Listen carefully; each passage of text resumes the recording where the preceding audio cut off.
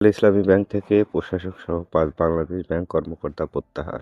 ইসলামী bank PLC থেকে প্রশাসক সহ বাংলাদেশ ব্যাংকে নিয়োজিত ৫ কর্মকর্তাকে প্রত্যাহার করেছে কেন্দ্রীয় ব্যাংক। একই সঙ্গে তাদের বৃহস্পতিবার ৬ আগস্ট কর্মদিবস শেষে ব্যাংকটি থেকে অবমুক্ত হয়ে বাংলাদেশ ব্যাংকের নিজ নিজ বিভাগে যোগ দেওয়ার নির্দেশ দেওয়া হয়েছে।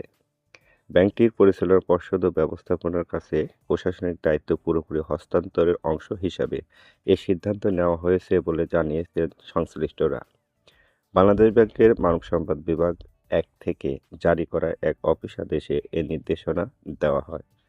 আদেশ অনুযায়ী প্রত্যাহার হওয়া কর্মকর্তারা হলেন সোশ্যাল ইসলামী ব্যাংকের প্রশাসক হিসেবে দায়িত্ব পালন করা মোহাম্মদ আবুল বাশার এবং প্রশাসকের সহযোগী হিসেবে দায়িত্ব পালন করা আহসান মোস্তফা হাসান, ডক্টর মোহাম্মদ রফিকুল করিম অডিট, হাসান আব্দুল আলী এইসার ও রঞ্জন আসার ফাইন্যান্স।